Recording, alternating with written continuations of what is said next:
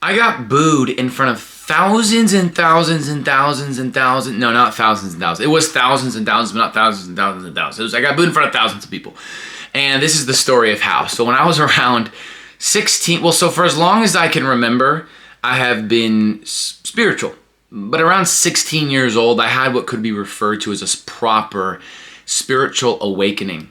And I had this awakening. Well, I lost my train of thought. Okay. Yeah, at around 16, I had sort of what could be referred to as a proper spiritual awakening. At 10 years old, all right, I began singing and writing songs. At 16, we're going back and forth. Okay, at 16 years old, I had, again, I've said it like a million times, this spiritual awakening. And it lasted for, a good amount of time before I had what could be referred to as an ego death or a dark night of the soul. So for about 8 months, I'd created this life that my life kind of flipped on its head. I created this awesome social life, a new sense of confidence that I didn't realize existed within me, these awesome life experiences. I had what I would refer to as a spiritual like a honeymoon phase within a spiritual awakening. And so at this time, about, again, 8 months in, I had auditioned for a show called The X Factor. It's a singing show with Simon Cowell. The judges were Simon Cowell, Britney Spears, Demi Lovato, and L.A. Reid.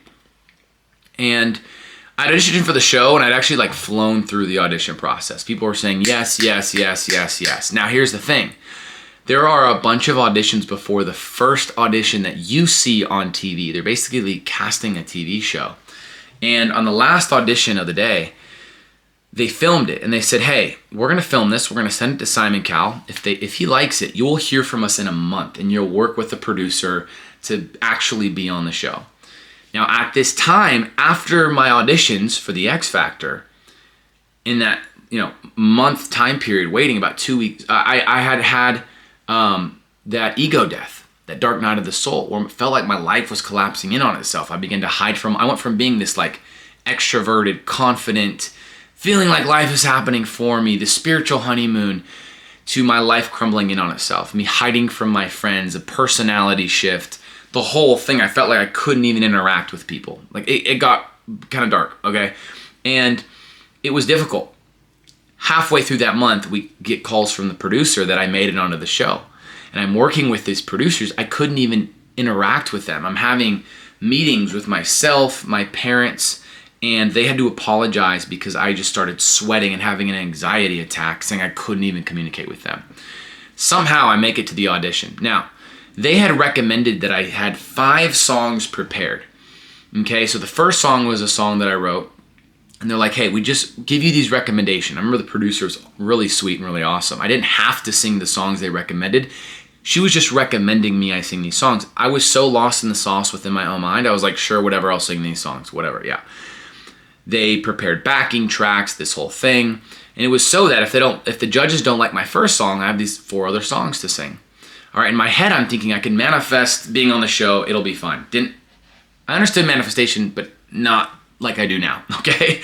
Not in its entirety, not enough.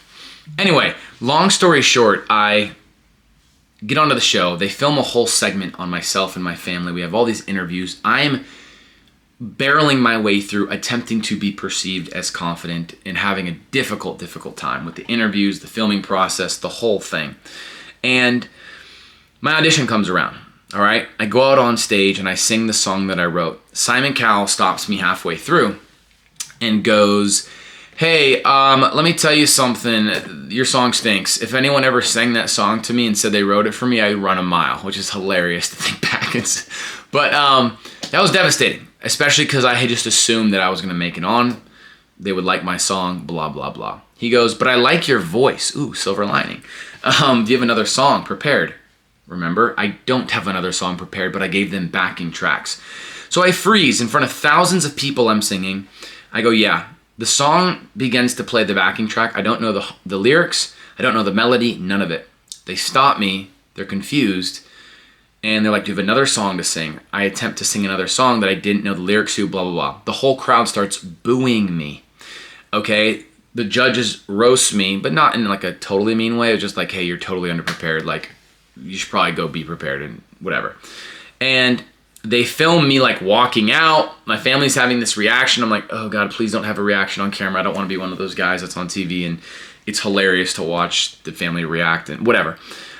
Thank God they never aired this segment on television. Okay, I'm so grateful for that. In that moment, I felt devastated. I'm like, I'm never gonna do music again. I'm an idiot. I was like, spirituality, I'm never gonna try and manifest.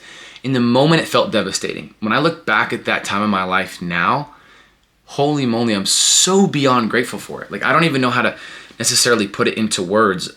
I can look back at it with legitimate humor. From there, I had started to strengthen my songwriting skills. I began to take voice lessons to become a better singer. Since then, I've been on a spiritual path that's allowing me to develop my intuition in ways I never thought was possible. I know people that made it onto the show that actually have said to me, it's so good you didn't make it onto the show, like at a miserable time, whatever. Like, there's all these incredible gifts that had come out of that. But in that moment, it felt devastating. So I share this with you.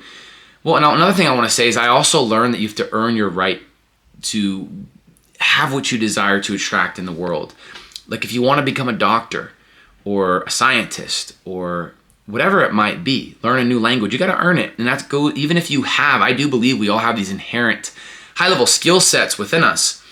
But it still requires you to develop that skill set, go through rejection, go through failure. And so again, the message of this is that life is legitimately happening for you. When something in your life feels devastating, it could be a rejection from someone that you had a crush on. That's honestly could be devastating. It could be rejection from your dream job. It could be redirection in some other area of life. This is one of the greatest gifts ever. And I don't know how to fully articulate it because in the moment, it does feel devastating. It felt like my life was crumbling in on itself. I loved singing and songwriting, and people that I admired, or at least were perceived as value in the industry, told me I was terrible. And I didn't look at it like, oh, I was underprepared or this, that, and the other. I just thought, oh my gosh, I'm terrible in that moment. But it was the greatest gift that I could have ever asked for. To this day, I still find new ways to learn how to write songs, and I love the songs that I've written. Maybe what we can do is I'll sing the song that I got that Simon told me was terrible. But yeah, I wrote it I think I wrote it at like 15 years old. And anyway, the message of this, and through this I learned, again, I think I already said this, but yeah, strength. I learned how to develop my intuition. I truly learned about manifestation. I learned that you can't just think something, you have to feel it, you have to see yourself as it. The list goes on and on and on and on and on. And life is always preparing us to attract more of what we're asking for on a heart level. You have heart self-desires, and you have human wants. So life is always purifying us of those human wants so we get close to who we really are and align with what we truly desire.